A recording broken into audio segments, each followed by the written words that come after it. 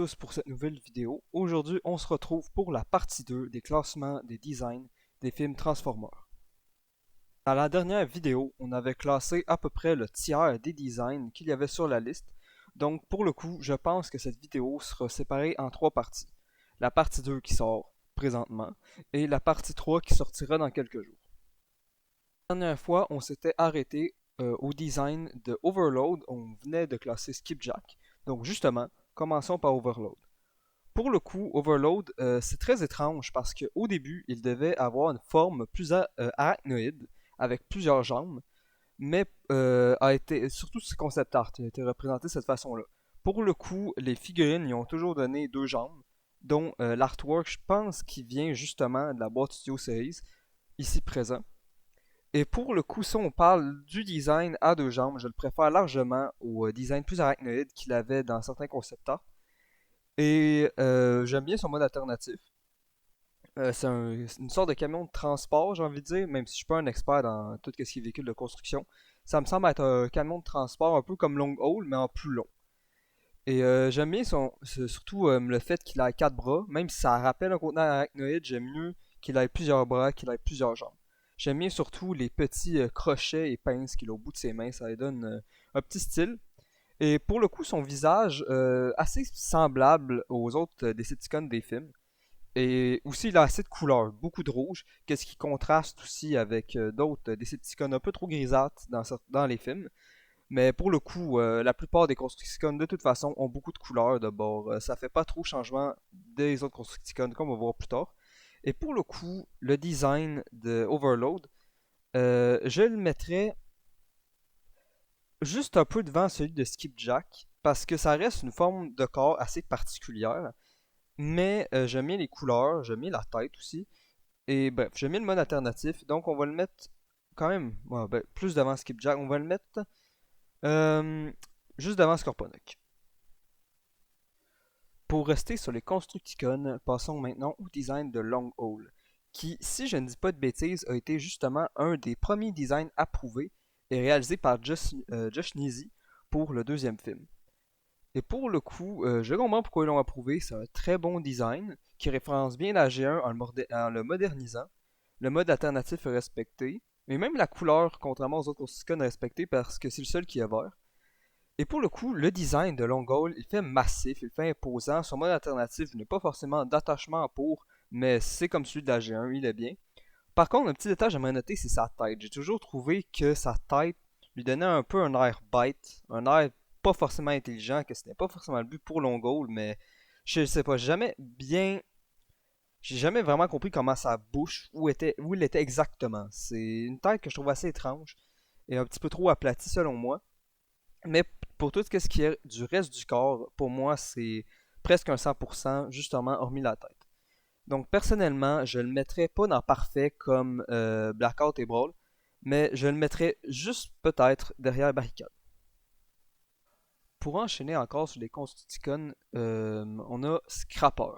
Scrapper justement qu'on va classer en même temps que Scrap Metal, parce que les deux sont à peu près ont un design extrêmement similaire, même au niveau des bras, les pinces, tout ce qu'ils ont, c'est deux designs qui ont des différences. Si je dis pas de bêtises, Scrapper est quand même beaucoup plus grand que Scrap Metal, et je trouve une plus belle tête personnellement. Les deux ont un mode alternatif, donc j'ai pas forcément d'attachement. Je pense que Scrapper est une pelleteuse et Scrap Metal est une sorte de pelle mécanique, si je dis pas de bêtises.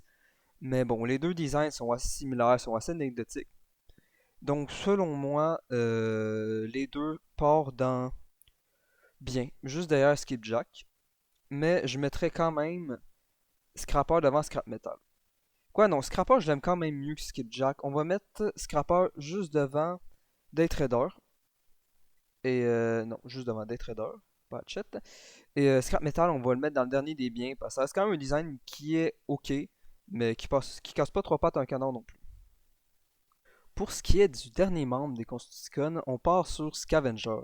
Scavenger qui d'ailleurs n'apparaît techniquement pas dans le film à part en mode alternatif, c'est Démolisher qui apparaît dans le film, qui est d'une couleur blanche, même si globalement c'est le même design. Et pour le coup, même si beaucoup de personnes trouvent ce design cursed un peu et très étrange, j'ai toujours trouvé personnellement qu'il rendait très bien à l'écran.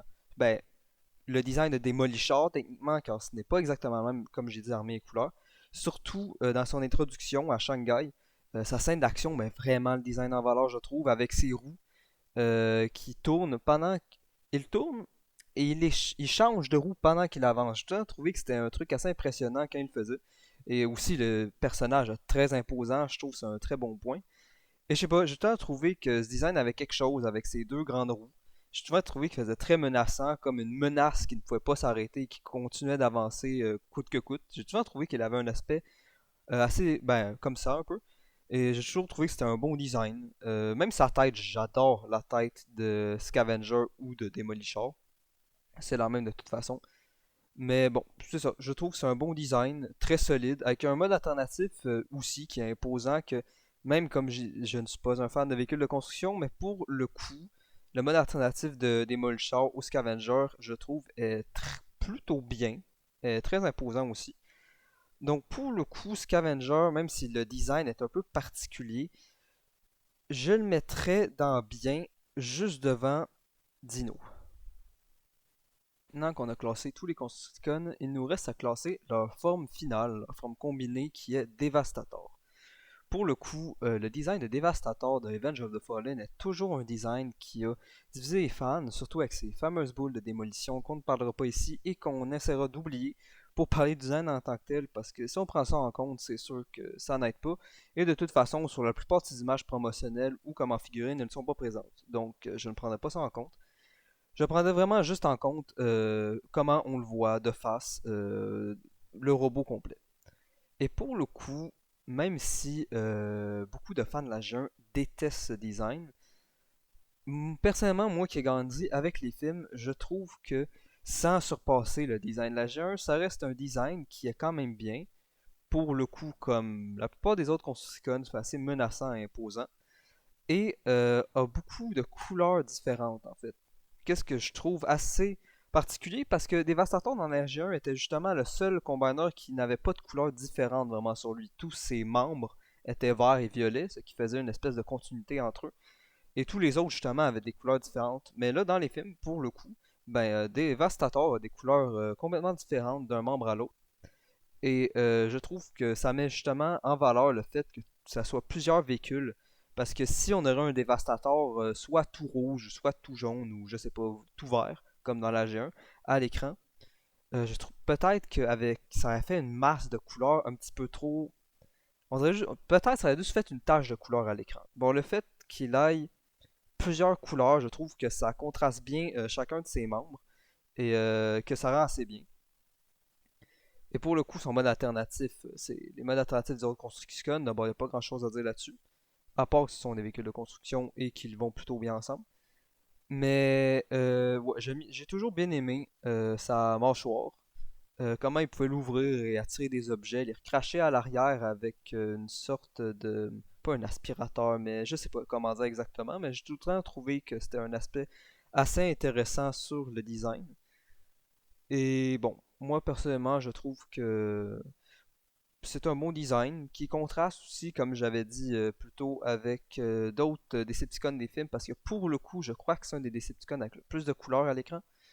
Et bref, j'aime bien ce design, même s'il a des gros défauts, comme les boules de démolition, même si je sais pas de les prendre en compte, mais aussi sa forme un peu étrange, qui en fait presque un quadrupède.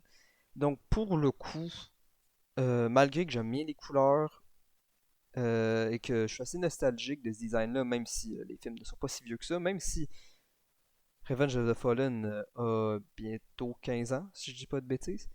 Euh, ouais, pour le coup, ce design-là va aller dans bien avec la part des autres Constructicons. Je le mettrais juste devant Overlord, parce que les deux ont un côté justement assez bestial dans la forme et assez imposant avec des véhicules de construction. D'abord, je trouve les deux vont plutôt bien ensemble dans leur liste. Ils sont près au même niveau, je trouve. Donc voilà, Devastator, il part en bien pour moi. Pour enchaîner, maintenant nous avons le design de Hot Rod. Hot Rod de The Last Night qui a toujours été un design qui m'inspire peu, honnêtement. qui a certaines similitudes avec son design de la G1, un peu d'orange, le fait que ça soit une voiture de sport, mais hormis ça, comme dans le comportement du personnage, ou ben en fait, à part le fait qu'il ait du orange soit une voiture de sport, il a quand même une dominante de noir, ce qui ne rappelle pas forcément Hot Rod, selon moi. Et comme je l'ai dit, niveau personnalité, et même sa voix, le fait d'y avoir donné un accent français, je sais pas s'il a en VF son accent français, mais je sais qu'il a en anglais. J'ai jamais compris pourquoi ils ont donné ça, ça colle pas forcément au personnage, mais c'est pas forcément un aspect du design, c'est plus un aspect de mise en scène et ben, de sa voix tout simplement. Mais aussi sa tête, que je n'ai jamais compris pourquoi ils ont donné une tête aussi étrange avec des gros yeux globuleux comme ça. À chaque fois qu'on le voit à l'écran, on dirait qu'il nous fixe et qu'il va nous regarder pendant notre sommeil. Je sais pas, vraiment, c'est pas une tête que je trouve rassurante du tout. Mais non, vraiment, le design, même la voiture, honnêtement, la Lambo qu'ils ont donné dans le film, je sais pas, j'ai jamais été inspiré non plus par ce mode alternatif-là. Ouais, non, le design de Trott, pour moi, ça part dans OK. Même s'il y a plus de pièces de voiture que Crosshair et Bumblebee d'Age of Extinction, je le mettrais au même niveau. Parce que pour le coup, même si le design est plus cohérent, il y a plus de pièces de véhicules, je sais pas, il m'inspire même moins que les deux autres que j'aime pas forcément non plus. Maintenant, nous avons le design de Hound. Je ne sais pas forcément si c'est le design de Age of Extinction ou de Last Night qui ont mis dans la tier list. De toute façon, en mode robot, il n'y a pas de grande différence, je pense, hormis le mode véhicule. Donc, on va prendre sa première version qui est apparue à l'écran, c'est-à-dire la version Age of Extinction, qui, je trouve personnellement, a un mode alternatif beaucoup plus beau que sa version de Last Night. Même si le robot n'a pas forcément de pièces qui rappellent son mode alternatif, hormis sur les épaules, je tiens à trouver que c'était un design qui était plutôt sympathique, malgré ses aspects très humanoïdes, notamment avec sa grosse barbe, son cigare, même le fait qu'il ait un casque qui peut se retirer. Mais je sais pas, j'ai trouvé que c'était un design avec des belles couleurs, même s'il est un petit peu terne sur cette image-là. J'ai trouvé que dans le film, le vert ressortait assez bien.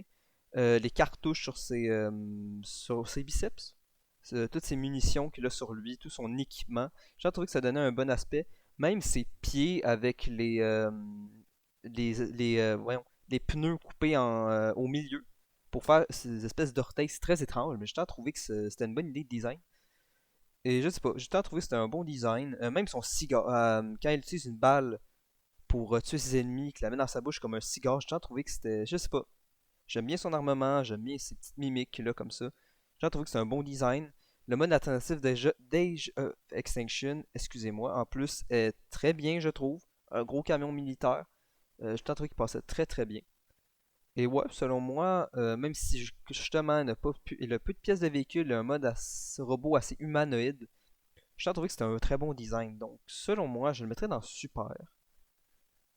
Mais quand même, derrière Mixmaster, vu le manque de rappel à son mode alternatif sur son mode robot. Pour ce qui est maintenant du design de Igor dans Transformers Dark of the Moon, sans surprise, ça part dans nul, quand même devant Alice, mais derrière Brains. Parce que pour le coup, en plus, c'est une réutilisation de modèle 3D, je pense. Je suis pas de bêtises, c'est juste une tête de long goal avec des petits bras et des petites jambes, pas symétriques en plus. Ouais, non, vraiment pas un design inspirant qui a même pas de mode alternatif. Ça part dans nul, il y a rien d'inspirant pour moi là-dedans.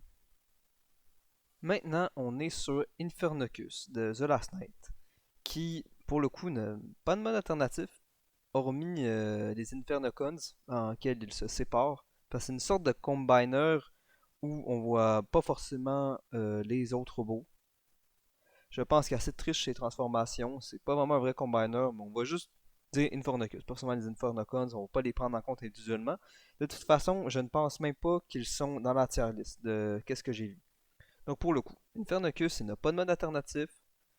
Euh, il me fait un peu penser au design de Shockwave de Dark of the Moon, mais plus justement, sans le petit côté iconique qu'il pourrait avoir Shockwave, c'est juste un tas de cornes et de pics avec deux canons sur chaque bras. Bon, il est quand même menaçant, il a un aspect assez cool. Pour le coup, même s'il n'y a pas de mode alternatif, je le mettrais quand même dans OK. Peut-être juste. Bon, on va le mettre au niveau de Frenzy, juste devant le Drift de The Last Night. Maintenant, on va passer aux deux designs que Ironhide a dans les films. Pour le coup, le premier design qu'il a en 2007 et qu'il a à peu près jusque dans Dark of the Moon, même s'il perd ses deux canons sur les bras, c'est un design qui, même s'il n'a pas les couleurs iconiques de la G1 qui est le rouge et n'a pas forcément la même tête, le même mode alternatif ou même les mêmes proportions, je t'ai trouvé que c'était un design qui avait pour le coup un très bon mode alternatif qui est le GMC Top Kick, qui, c'est pas tout le monde qui s'en rend compte, mais c'est quand même un très grand pick-up qui est presque aussi grand que le mode alternatif d'Optimus. Et personnellement, je trouve que c'est un très bon mode alternatif qui rend très bien pour un Ironhide, même s'il n'est pas rouge. Et pour ce qui est du robot en tant que tel, on retrouve bien les pièces du mode alternatif sur lui, qui sont assez bien réparties. Les proportions, même si c'est vrai que, je sais pas, il y a des proportions un peu étranges, je trouve. Mais les deux canons, ses bras aident le tout. Ça lui donne, je sais pas, ça lui donne un bon gros côté armé qui fait bien spécialiste en armement. Sa tête, même si elle est un peu asymétrique et qu'elle peut paraître un peu étrange, j'aime bien les dommages qu'il a dessus. Ça lui donne un côté vétéran qui a vécu beaucoup de choses. Je trouve que c'est un bon élément de design. Et ouais, moi personnellement, je trouve Ironite, c'est un design qui peut raconter une histoire, techniquement juste en le regardant. Le fait qu'il ait déjà vécu pas mal d'années, qu'il soit un vieil Autobot, ça, je sais pas, le design il colle bien. Le mode alternatif est bien. Pour moi, c'est un bon design qui n'est pas parfait, vu ses proportions que je ne trouve pas parfaites. Mais c'est un design qui s'en va clairement dans super et qui, on va le mettre juste en arrière du Bumblebee Jeep. Pour ce qui est de son deuxième design qu'on voit sur grand écran, c'est un design pour le coup qui reprend beaucoup plus l'aspect G1 du personnage, avec ses couleurs rouges, les vitres en arrière de son torse, sa tête, et même son mode alternatif qui, même si pour le coup il est cybertronien, rappelle beaucoup dans la forme son mode alternatif dans la G1. Même si il a une tête assez similaire dans le style à la RC de Bumblebee, qui fait extrêmement lisse, je trouve quand même que c'est un bon design, avec des bonnes couleurs, des très bonnes proportions pour le coup. Et il me rappelle un petit peu le design d'Ironhide de Warfare Cybertron, qui a un bon design aussi. Donc, personnellement, ce design, je le mettrais dans bien. Et puisque les deux, justement, collent bien ensemble, puisqu'ils ont une tête à peu près similaire, je le mettrais juste à côté de la RC de Bumblebee. Mais un petit peu devant, parce que je préfère le mode alternatif. Maintenant, passons au design de Jazz dans le film de 2007. Pour le coup, ce design que je trouve personnellement plutôt bien, beaucoup de personnes n'ont pas forcément aimé, surtout à cause du mode alternatif qui a préféré que ce soit une Porsche avec les couleurs du personnage de base de l'AG1.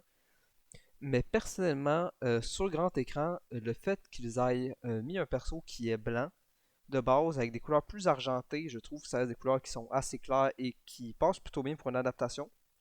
Et de pour ce qui est son mode alternatif, personnellement, même si ce n'est pas forcément la Porsche qu'il avait dans la G1, je trouve que la Solstice est une très belle voiture qui colle plutôt bien à Jazz parce qu'elle n'a pas une coupe si différente que la Porsche quand on y pense.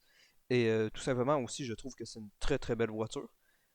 Et le mode robot en tant que tel, il a sa visière qu'il avait dans la G1. Même si parfois il l'ôte et pour le coup, ouais, ses yeux, son visage, il est pas parfait. Mais avec la visière, je trouve que ça rend bien. Son arme qui a une sorte de bouclier avec une mitrailleuse à l'avant, je trouve que c'est une plutôt belle arme. Même si par contre ses mains qui sont des sortes de pinces à quatre doigts, je trouve ça assez étrange, mais bon, c'est pas la fin du monde non plus. Mais c'est tout le temps un design que j'ai quand même bien aimé, même s'il manque peut-être un peu de couleur. Je le mettrais dans le haut des biens, juste avec le Bumblebee de Last Night et devant Scavenger. Maintenant, on est sur le design de Jetfire de Revenge of the Fallen, qui même si il est extrêmement différent de sa version G1, hormis le fait que ça soit qu'il ait un mode alternatif, j'ai tout le temps trouvé que les couleurs, le mélange de noir avec des petites lignes rouges sur le dessus, j'ai tout le temps trouvé que c'était des bonnes couleurs qui rendaient plutôt bien. Même si effectivement il a des couleurs assez ternes qui ressemblent un petit peu d'autres personnages des films, mais ce n'est pas si grave que ça. Un autre truc que beaucoup de personnes n'ont pas aimé, c'était le fait qu'il soit globalement un grand-père. On va pas se mentir, il a les jambes assez crochues, il a une canne. Mais selon moi, c'est jamais un truc qui m'a forcément dérangé. Même si sa barbe fait très humanoïde, j'ai tout le temps trouvé qu'elle passait assez bien.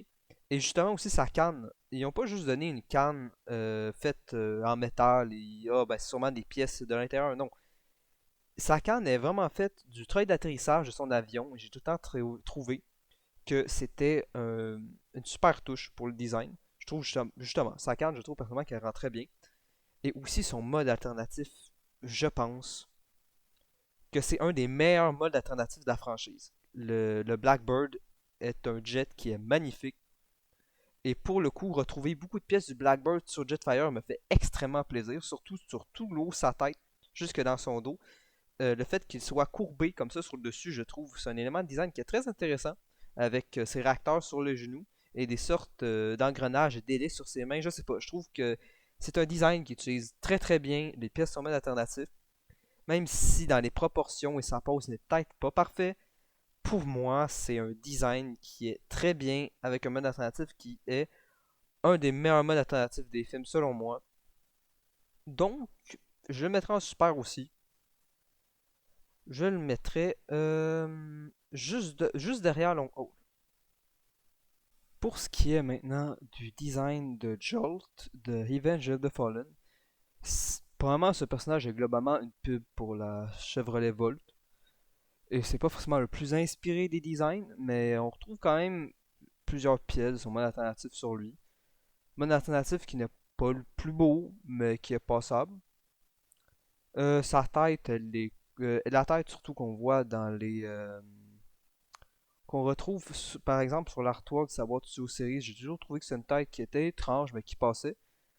Contrairement à sa tête qu'il avait dans certains comics et en figurines que j'ai toujours trouvé un peu étrange, mais je préfère cette tête qu'il a dans les artworks officiels et je sur sa boîte Studio Series. Et pour le coup, j'aime bien ses mains, même si ça ressemble un peu à celles de Jazz, mais je les aime mieux. Et ces fouets électriques qu'il a justement qui rappellent le fait que ce soit une voiture électrique. C'est un design qui a des bonnes couleurs aussi, qui n'est pas le plus inspiré, mais qui passe bien. C'est un design qui est classique. Personnellement, je le mettrais dans bien. Juste derrière Scrap Metal. Ce qui est maintenant des chevaliers de Transformers 5. Pour le coup, tous leurs designs sont assez similaires malgré des légères différences comme certains qui ont la couleur ou une tête différente. Mais généralement, c'est tous après le même design. Et aussi, on va classer Dragonstorm avec le reste d'entre eux. Pour le coup, c'est pas vraiment des vrais Transformers qu'on y pense. Ils n'ont pas vraiment de mode alternatif, à part Dragonstorm qui est techniquement un combiner, mais qui n'est pas vraiment logique vu que leur nombre change tout le temps. Il y en a qui meurent, mais ils sont toujours le même nombre pour former Dragonstorm. Il y en a qui sont rouges et que leur couleur ne reflète pas sur Dragonstorm, donc techniquement, ce n'est pas forcément logique. Mais bon, leur design, même s'ils n'ont pas un mode alternatif, est quand même bien. Ils font pour le coup assez, je sais pas, l'aspect chevalier sur eux, je trouve, rend plutôt bien. Même si ils n'ont pas forcément de pièces de mode alternatif, puisqu'ils n'en ont pas et que leur design est parfois un peu plat. Même si j'aime beaucoup certains reliefs qu'ils ont sur eux, je suis justement l'aspect chevalier. Donc pour le coup, même s'ils n'ont pas de mode alternatif, je les mettrais dans OK, mais dans le haut des OK, parce que je trouve que ils ont quand même un aspect que je trouve assez gracieux. Je sais pas, leur armure de chevalier leur donne un bon côté. Donc je les mets tous dans OK, pas forcément d'un meilleur que l'autre, je les mets tous au même niveau. Et Dragonstorm, c'est la même chose, globalement, c'est Dragonstorm, bon, c'est sûr qu'il ne ressemble pas à un Transformer, c'est juste un dragon métallique. Si vous mettez dans un film de Rick Fantasy que vous dites même pas que c'est Transformers, on s'en rend pas compte. C'est vraiment juste un dragon gris. Mais bon, ça reste quand même un plutôt beau dragon. Donc je le mettrais dans. Après au même niveau que Driller pour le coup Dragonstorm, parce que ça reste une créature assez stylée mais qui n'est pas vraiment un Transformers. Donc je le mets au même niveau, mais un peu plus loin que Dealer parce que ce n'est pas juste un vert quand même. Donc voilà, je le mets en buff, mais il est pas fou. Et pour les Chevaliers de Cybertron, voilà, c'est dans le haut des hockey. Mais ça va pas aller plus loin que ça pour eux. Maintenant, nous sommes sur les Wreckers de Transformers Zack of the Moon. Pour le coup, les trois Wreckers ont toute une philosophie de design assez semblable, malgré des proportions et certains détails assez différents. Pour le coup, le lui que je préfère le moins parmi les rockers, honnêtement, qui m'inspire le moins, c'est le top spin. Quoique je n'ai rien contre le mulet, sur un robot, c'est sûr que ça passe un peu moins. Je sais pas, la tête de top spin, j'ai un peu plus de difficulté avec. Justement, le fait qu'il y ait une sorte de mulet assez proéminent à l'arrière, c'est un peu étrange. J'aime moins ses pinces. Pour le coup, on va classer tous les rockers et je verrai après, comparé aux autres, où est-ce que je le mettrais.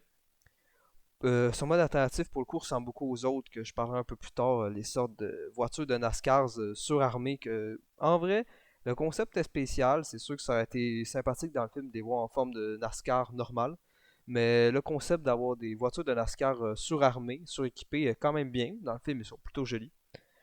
Pour ce qui est de Leadfoot, j'adore l'idée qu'ils ont au niveau de son gros ventre, en fait, qui a littéralement fait de tout l'avant de la voiture.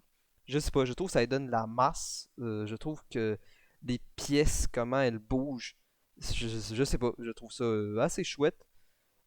Je sais pas, on le voit pas dans le film, mais aussi, il vient avec un autre petit personnage qui est une espèce de petit bulldog, qui pour le coup, bon, tout seul comme design, ça part dans le bouffe, mais avec Leadfoot sur les concept art ou je sais pas, dans certaines images promotionnelles, je pense aussi le petit chien il rend quand même bien, il est quand même mignon avec. Donc, et pour moi, Leadfoot aussi, ses lunettes, même sa tête, j'aime bien. Sa voiture, c'est comme les autres Wreckers, sauf qu'elle est rouge. Et même chose, c'est une très bon mode alternatif. Pour ce qui est de Roadbuster, pour moi, Roadbuster a tout le temps été mon Wreckers préféré. Je sais pas, j'aime beaucoup ses couleurs. J'aime bien son espèce. Je dois trouver que ça ressemble à une casquette. Son espèce de palette à l'avant au-dessus de ses lunettes. Ses lunettes, ça y va très bien. Même ses armes, sa tronçonneuse, les pièces de voiture qu'il a sur le torse. Non, pour de vrai, les trois, je trouve que ce sont des très bons designs, plutôt bien inspirés, avec des belles couleurs. Pour moi, Leadfoot et Roadbuster, ils sont au même niveau. Dans les derniers des super, je dirais. Et Top Spin, que j'aime quand même bien, même si j'ai un petit peu moins d'affect pour lui, je le mettrais au même niveau environ. Entre Dino et Barricade, ça me semble une bonne place pour lui. Maintenant, on passe sur le design de Lockdown de Transformers 4, qui est le vilain principal de ce film, et que pour le coup est très intimidant et un très bon design. Un mode alternatif qui n'est pas peut-être le meilleur pour le personnage, j'ai peut-être vu quelque chose d'un petit peu plus endommagé, un peu comme sa version animated, un petit peu plus agressif aussi. Mais ça reste que dans le film, la Lamborghini qu'ils ont donné, qui est un très beau modèle contrairement à celui de Hot Rod, je trouve la Lamborghini qu'ils ont donné à Lockdown est plutôt jolie quand même, avec un beau gris ou noir mat. Je le trouve super beau. Et le robot en lui-même, son visage, qui est plutôt bien animé dans le film, justement, il se fait très humanoïde, mais je sais pas, pour coup ça rend très bien. Ils ont très bien animé le modèle CGI. Son torse est super beau avec ses griffures à l'avant, ses épaules avec ses munitions, sa tête peut venir un sniper aussi, c'est un truc assez particulier, mais que j'ai toujours plutôt aimé. Son crochet, sa lame, vraiment, même ses grenades qu'il utilise dans le film, tous les aspects de ce personnage-là, son équipement, les petites parties de design sur lui, même ses pieds qui font un peu étrange, je sais pas, j'ai bien aimé le fait qu'ils sont un peu crochus. Je sais pas, j'aime bien. Il est assez longiligne, mais on retrouve quand même assez de pièces de véhicules sur lui. J'aime plutôt bien. Même plus que plutôt bien, je trouve que c'est un très bon design. Il fait très intimidant et sa voix en VO, même comme en VF dans le film, est pour moi parfaite. C'est une des meilleure voix sur grand écran pour un personnage, selon moi, de Transformer. Le seul truc, mais c'est vraiment du chipotage, je trouve, c'est que même si Lockdown n'a jamais été des couleurs très vives, un détail, je trouve, qui aurait été super, c'est d'avoir plus de parties vertes translucides, comme sur son masque de combat sur lui.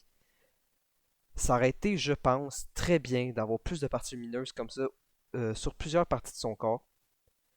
Mais bon, c'est pas forcément grave. C'est un design qui aurait pu être parfait, mais justement, juste des petites touches de couleur de plus auraient peut-être pu rendre ce design parfait pour moi. Mais pour le coup, Lockdown, je le mets en super dans le haut, avant barricade. Mais il me manquait juste un petit truc pour être dans parfait, mais selon moi, c'est un des meilleurs designs des films sur grand écran, même si justement il manque quelques petites choses pour être parfait. Bon, maintenant la vidéo doit déjà avoir atteint bientôt les 30 minutes si elle ne les a pas déjà dépassées. Donc, qu'est-ce que j'aimerais bien faire, c'est de classer tous les designs de Megatron et de finir tout le reste des designs dans la troisième partie. Donc justement, on va commencer par, pour finir cette série, on va commencer par classer le design de Megatron du film de 2007. Même si beaucoup de personnes trouvent ce design assez plat, c'est vrai qu'il manquerait peut-être un canon sur le bras qui aurait peut-être pu marcher avec ce design, honnêtement. Au moins, ça reste qu'on a une meilleure tête que ce qui était prévu dans les concept art. Et honnêtement, c'est quand même un design que j'aime bien, qui a des bonnes proportions, qui bouge bien à l'écran, surtout quand il se transforme en mode alternatif de jet cybertronien, qui est quand même bien, je trouve.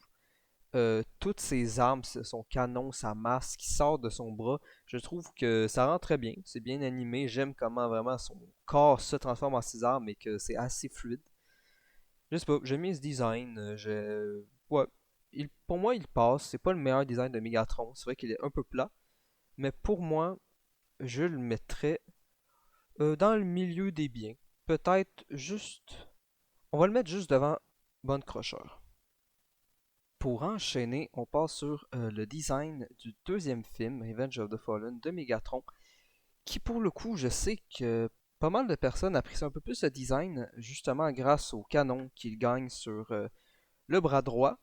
Mais personnellement, je trouve qu'il perd quelque chose que le Megatron du premier film avait, c'est une sorte de, je sais pas comment dire, une sorte d'agilité et des proportions qui fait en sorte qu'il, je sais pas, il a l'air d'avoir plus de mouvement que ce Megatron-ci. Je trouve que ce Megatron-ci, avec son petit bras gauche en plus, que je trouve très moche, je sais pas, je trouve qu'il a des très gros jambes et qu'il n'a pas l'air très agile. C'est pas un design de Megatron qui m'inspire la terreur selon moi. Ça fait pas vraiment. Je sais pas, même son mode alternatif, son mode tank, avec sa tête qui ressort à l'avant, c'est pas mon préféré. Avec son pseudo mode jet avec juste des petites ailes qui sont sur le côté, c'est pas forcément un mode alternatif que je trouve très beau. Et c'est ça, je trouve pas que c'est un design qui fait très imposant et intimidant. Selon moi, c'est juste, je sais pas, on dirait juste un Megatron qui essaie pathétiquement d'avoir une nouvelle forme de corps pour essayer de survivre avec des gros jambes un petit peu pâteaux. Selon moi, c'est pas un design qui m'inspire grand chose. Donc, s'il y a quand même des bonnes idées visuelles, ses épaules sont sympathiques, j'aime bien sa tête, même son torse. Même si ses jambes sont un peu grosses et chenilles, il reste sympathique au niveau de ses pieds. Donc, je le mettrais dans bien, mais pas dans le haut des biens. Je le mettrais peut-être euh, juste devant Scorponok, qui ça me semble être une bonne place pour ce design-ci, selon moi. Pour ce qui est du Mégatron du troisième film, ce design est une évolution techniquement de son design du deuxième film, notamment sa tête qui est globalement la même, même si la teinte est un peu différente et qu'il est endommagé sur le côté de sa tête, et sa main gauche qui est globalement la même, même si son bras pour le reste est plus épais, ce que j'aime mieux, ça fait moi un petit bras gauche ridicule qui peut à peine rien faire avec. Mais bon, pour ce qui est vraiment du reste du design, de son évolution, pour ce qui est de son bras droit, elle n'a plus de canon, mais a une nouvelle main pour le coup avec des sortes de griffes que je trouve très très sympathiques sur ce design et qui donnent vraiment un aspect menaçant. Ses jambes sont pas mal, avec beaucoup de pièces de son mode alternatif, notamment des roues. Son torse n'a pas forcément changé, même s'il acquiert un mode alternatif terrestre.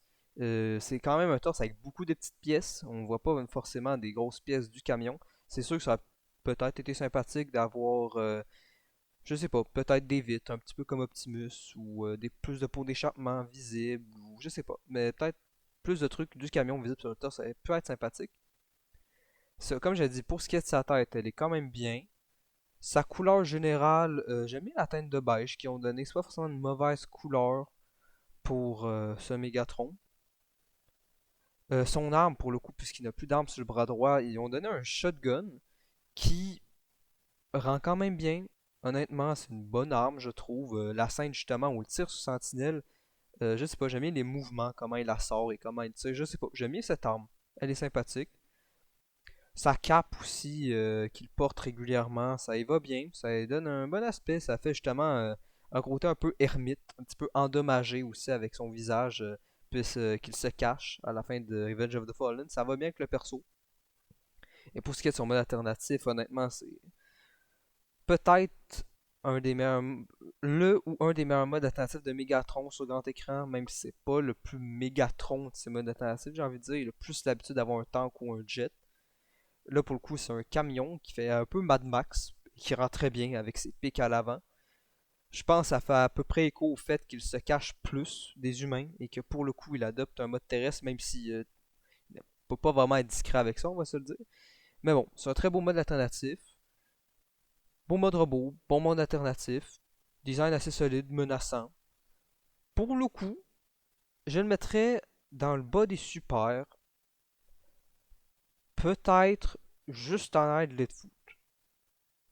Pour ce qui est de son prochain design, ce n'est pas techniquement un design de Megatron, c'est un design de Galvatron. Mais dans le film, s'il l'aurait appelé Megatron, ça aurait rien changé à l'intrigue. Vraiment, c'est. Vous auriez pu l'appeler Megatron, tout simplement. De toute façon, il n'a pas les couleurs d'un Galvatron, il n'a pas les attraits d'un Galvatron. Euh, de bord, pour moi, je vais le classer dans le design des Megatron aussi. Et pour le coup, son mode alternatif, pour commencer, même si je préfère les modes alternatifs absolument un peu plus anciens, un peu plus endommagés. Pour le coup, un mode camion comme celui-ci assez futuriste, j'aime bien pour ce design. Même si on ne retrouve aucune pièce du mode camion sur le robot. Le mode camion lui-même, avec parfois même ses lance-missiles qui sortent sur les côtés, moi j'aime plutôt bien. Mais pour ce qui est de son mode robot, par contre, pour un Galvatron, ça ne passe pas, je trouve personnellement. Pour un Megatron, les couleurs, on peut peut-être se dire que ça passe un peu mieux. Mais en tant que design pur, de robot pur, même s'il n'a pas vraiment de pièces de camion sur lui, je trouve personnellement que ça reste quand même un bon design.